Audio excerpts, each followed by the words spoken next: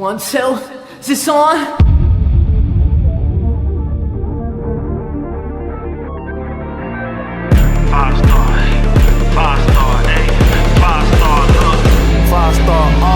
God fast, this more than a podcast. This 5-star business, baby, we at the top class. Going strong every week, these suckers very weak. Undertaker tombstone, now prepare to meet.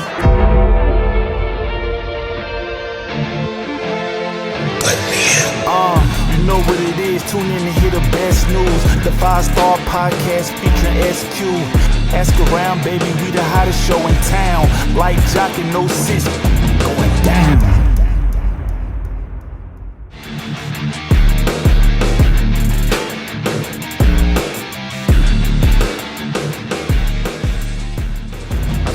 Queen City. This is DJ Carolina X, 102.5 The Block. I'm on the line right now with a legend, a Hall of Famer. One of the best babyface tag teams of all times, in my opinion. One half of the Rock and Roll Express. Ladies and gentlemen, we have Mr. Ricky Morton joining us today. How you doing, Mr. Morton? Happy New Year. Oh, Happy New Year, you too. How am I doing? I'm always good, fella. Always good, always good. Yes. I know you already told me, but did you celebrate New Year's? Did you sleep in or did you celebrate? Oh, buddy, you know, back when I was on the road, I didn't go to bed for 30 years. So now I go to bed early. Right. No, Same thing for me. You know what? And believe it or not, I'm still active in the business a little bit. And Absolutely. And I'm at the gym at 4 or 5 o'clock in the morning. Oh, man. That's just the way it is. You know, when you get older, what I want to do? Get drunk? No, I don't. That don't happen no more. All right. Exactly. You looking good spirits, man. It's an honor to be on the line with you today. Hey, we're here to discuss AEW Collision coming this Saturday to Charlotte, North Carolina at the Bojangles Coliseum. And speaking of the Bojangles Coliseum, Mr. Morton, let me know a few details. This is a sacred place to him. So him and the Rock and Roll Express is going to be there this Saturday. Mr. Morton, tell me more about the Bojangles Coliseum. Oh, man, you just cannot believe. In 1985, when we went to work for Jim Crockett Promotion, Charlotte was the hometown. Absolutely. Charlotte was one of the big shows, but you had a bunch of them. You had Greensboro and a lot of them, but we all lived in Charlotte. And one place that we always wrestled which was the Coliseum, but now it's the Bojangles Arena. Mm-hmm. We're going to be there this Saturday. And just to tell you the history of that building, I mean, they had another building before we come in, but we had to go to a bigger building with the Bojangles Arena and walking in this place. When I come in there, I'm going to have cold chills all over me Saturday when I walk in there, because just remembering the people that was in that dressing room, Dick Murdoch, I could tell you exactly where Dusty sat, how he put his chair, which way it went. Mm-hmm. The baby faces and heels didn't dress together. They were over on the other side. Right. Just the way it was then. It was a very sacred business. Sometimes I catch in myself trying to really think, but I do. I love the business that much that, I still try to keep it sacred. And it's not about anything else. It's just that sometimes the less you know the fans, the better it is.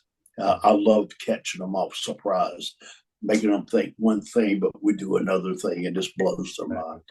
Definitely appreciate that. Definitely appreciate you, bringing this to the business. You and, the Rock and Roll Express, you guys were one of the greatest tag teams that we have ever witnessed in this decade, past decades. Well, can I say this to you? I mean, there's great tag teams, buddy, that was in our business and still are.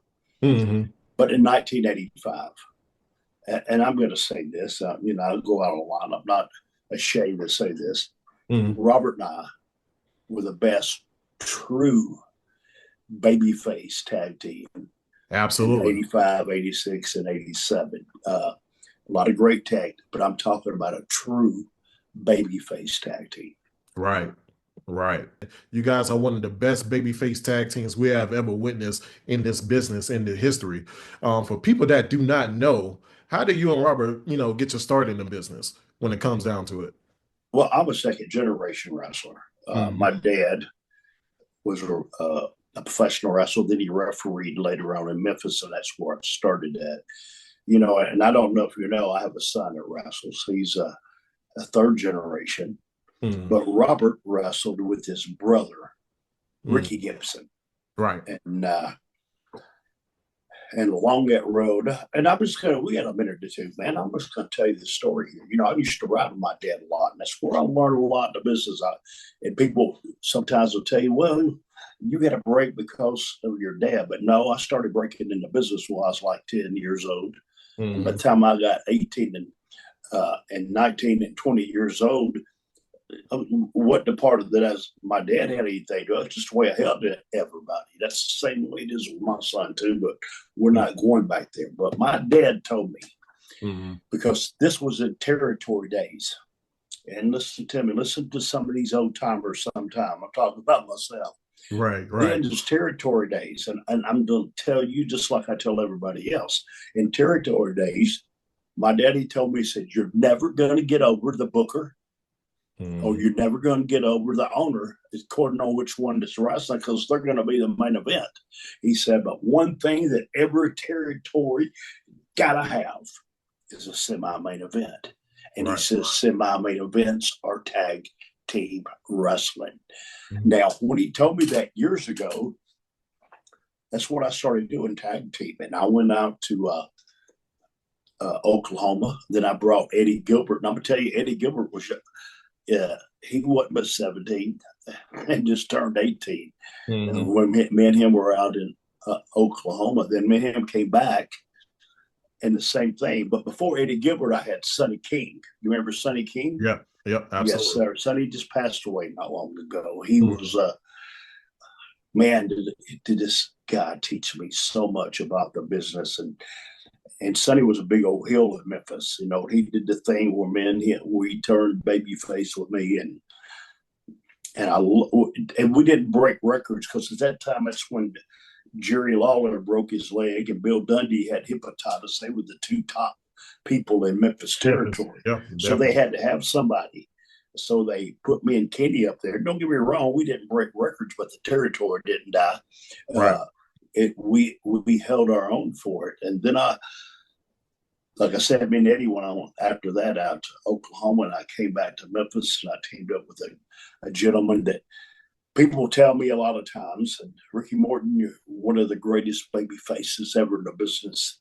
And I tell them, says, no, look up Ken Lucas. He was the greatest baby face ever in this business. Right. And I learned from him. I learned, I studied him. I watched everything he did, how to get these people going, how to tell that story, and how to slow down. You know, sometimes it ain't what you do, it's just how you do it. Absolutely. Oh God, he taught me that. And then I went to San Antonio. Me and Ken went to San Antonio, and then we came back to Memphis, and that's where Jerry Lawler put Robert and I together.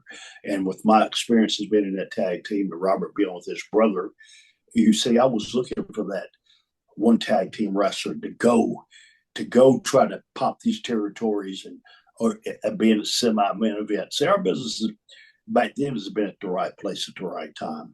Absolutely. And we timed it out directly. But, you know, and that's what me and Robert just clicked good together. See, a lot of the young guys got to understand about tag team wrestling. It's not about me. It's not about you. It's about both of us. And you tell that story. Yeah. You know, sometimes I have a wrestling school. I try to tell some of these guys, I said, listen to me, man.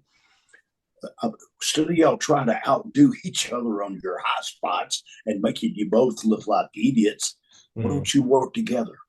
Exactly. Work together. And everything you do is tag team. Keep it rolling.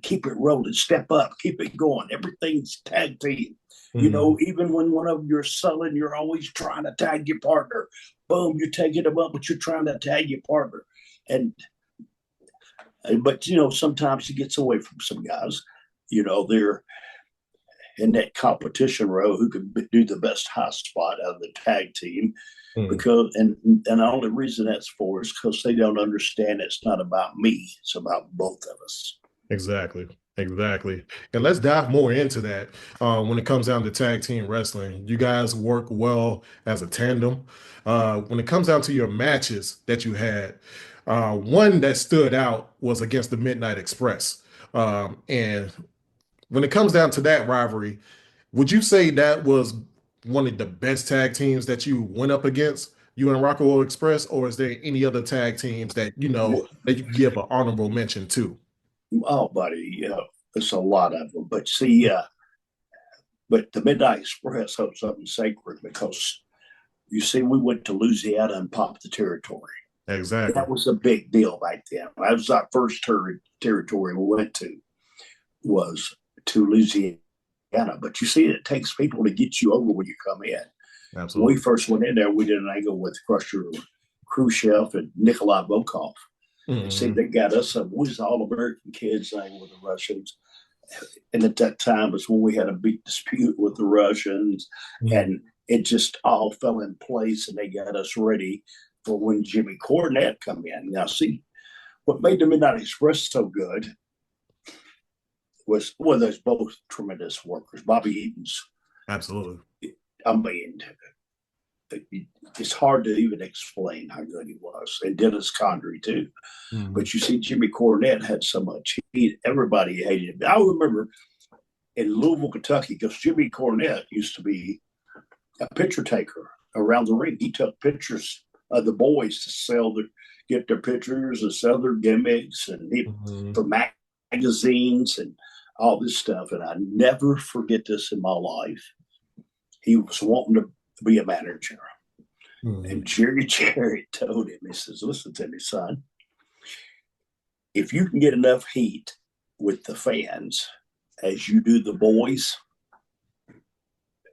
he said, we're going to make millions of dollars. Okay. Hey, and Controversy he creates did. cash. Hey, the Absolutely. boys used to hate him. God Almighty, used to hate him.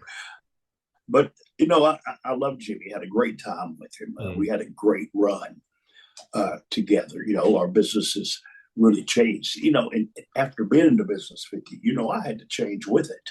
Mhm. Uh, it's a lot of things that you got to do and see. But to me, I think sometimes if you bring back a little bit of old school Mhm. and tell these stories and teach these kids how to, if you're a heel, to be a heel, and if you're Mhm. a baby face, be a baby face.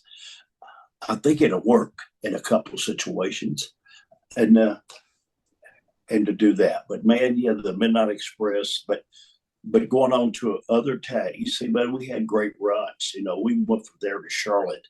Mhm. We did the same thing with the Russians. Mhm. We beat same thing, Crusher Khrushchev, which is Barry Darso, and Ivan Koloff this time. Now, Ivan Koloff, you talking about a machine, buddy. Wow. And you talking about a professor. Wow. He Wow. knew it all. I got a master's degree being in the ring with him at ring psychology, how to do things. I remember the first night, guys, this is so cool. We Mhm. went into NWA in Shelby, North Carolina. Mhm. Our first night in, they're doing TV. Dusty had his TV up there.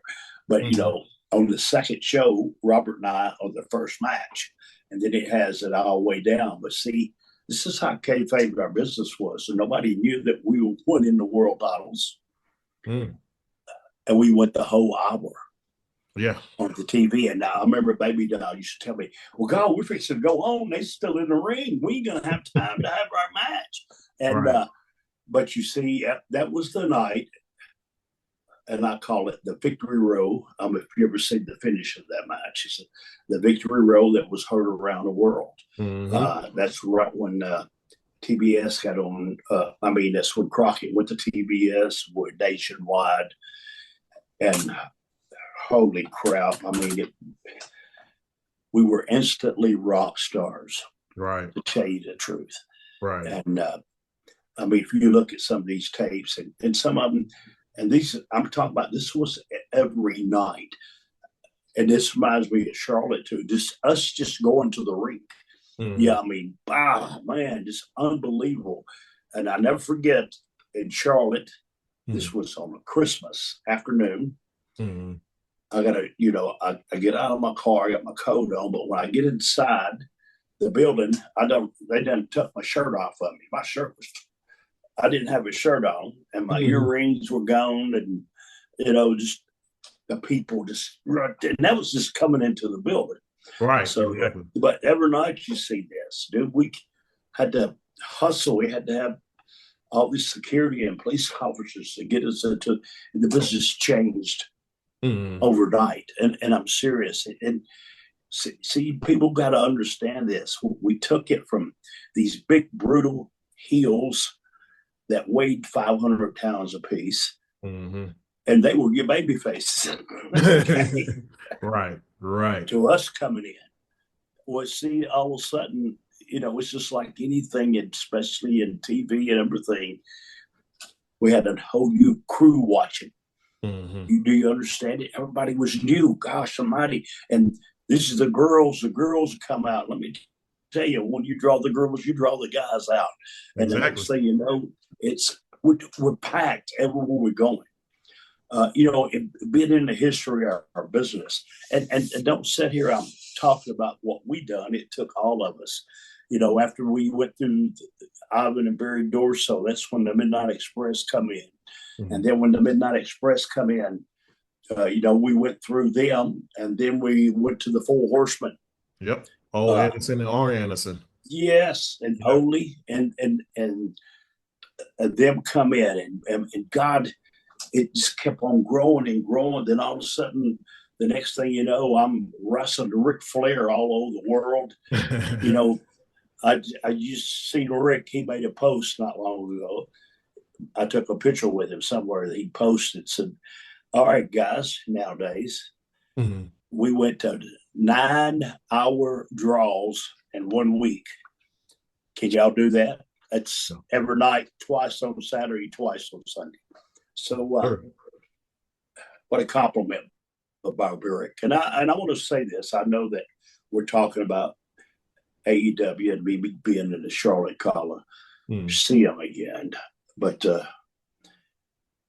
gosh, it's where I like the squirrel jumping from limb to limb. I really got another great education by working with him, Rick, and learning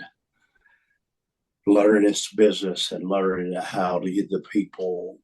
Even though I'm 68 years old, I'm still very active out on the independent circuit. See, I learned a long time ago how to give the people their money's worth. Right. And when you give them the money's worth, they always come back. So that's what I'm so grateful for. And just being grateful enough to have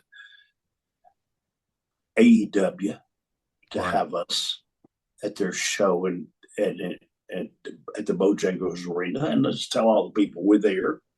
We're going to be, we have a meet and greet at 6:30. And this is what I really want to get over and tell everybody. We had a lot of fans in Charlotte, North Carolina. Now, if you young fans don't know who we are, you're from Charlotte, you asked your daddy or mama, you asked your grandma.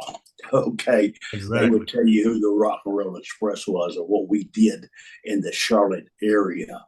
But I want all these people, if you're out there listening to me, if you could hear me and you could get my voice, and if I could reach out to you and grab you, please come and see us. Absolutely. I love reminiscing with the old wrestling fans.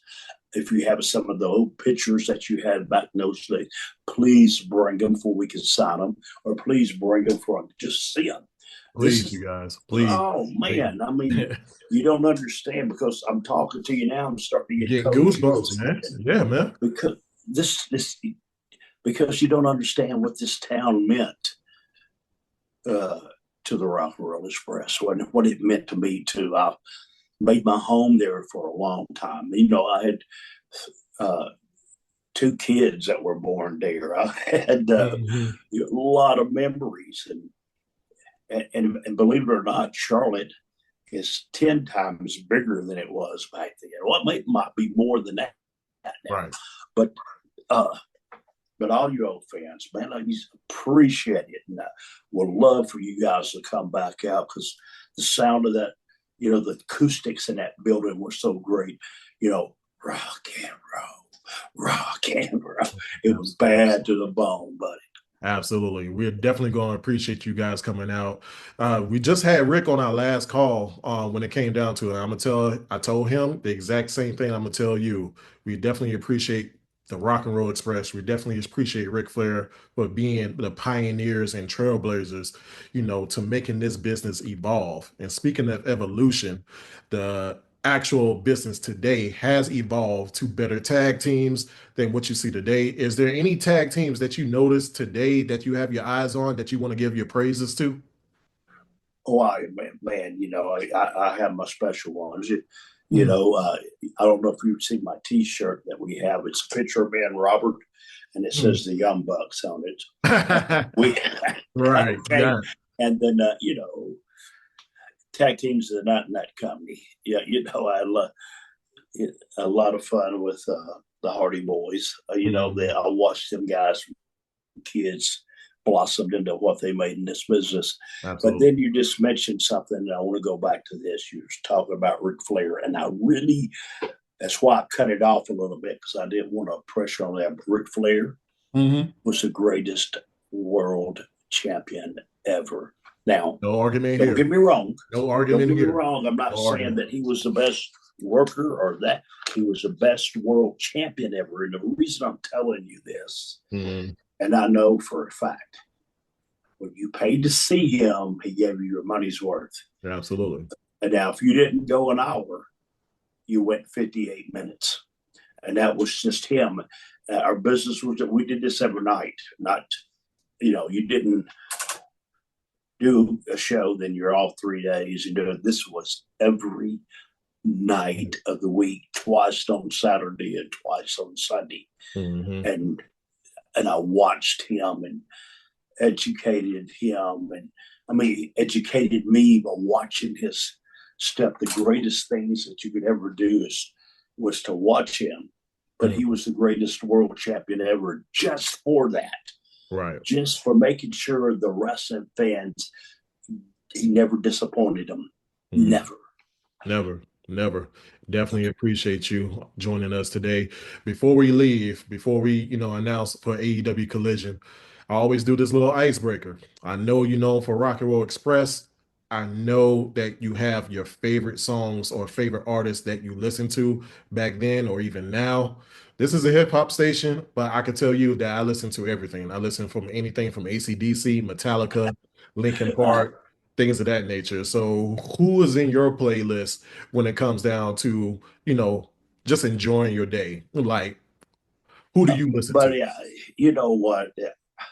I have a lot of friends in music. Kid Rock, and I got all these, Alice Cooper, Marshall Tucker Band, which is Doug Gray. Matter of fact, he lives over by Charlotte. I'm hoping he might show up to the show. And I met so many musicians in here, but I'm an old country boy. I'm a country boy. I like that old country music. I enjoy Mark Wills. I don't know if you know who he is. He's unbelievable country music singer. I can pull him up. Definitely take a listen to him. It's just buddies of mine that I like. But I got to say, Doug Gray. I said I ain't never been with a woman long enough for my boots to get old. Do you hear me? It's Doug Gray and Marshall Tucker Band and Leonard Skinner. Guys, I'm old school. Definitely. But I still listen to a lot of music. Right. When you get older, you're on the road, you listen to talk shows. Yeah, we listen to podcasts. Absolutely. Yes, Times have changed. Times have changed. And I do. That's where I catch up on my boys out on the business. I listen, when I'm driving, where I pull up podcasts to see what the boys are doing, what's going on in their business, who's hot, who's not, who's got heat, who don't give a shit. It's just the way it is, Right. Exactly. That's why I never lost touch with everybody. Exactly. Definitely appreciate it. Mr. Morton, thank you for joining us today. We're joining 102.5 The Block. AEW Collision is coming this Saturday at 8 p.m. at the Bojangles Coliseum in Charlotte, North Carolina. Make sure you get your tickets. We have a exclusive meet and greet with the Rock and Roll Express at 6:30. Please bring your everything that you have as far as old pictures, memorabilia. Just make sure Hey, that if you still have the old live side poster, bring it. bring You it. still have the Bring little it. 45 record I had, bring it, because I Bring will it. sign it all for you. Absolutely, absolutely. This is DJ Carolina X. This is Ricky Morton, one half of the best babyface tag team in history, the Rock and Roll Express, and we Thank are you. out. Thank you.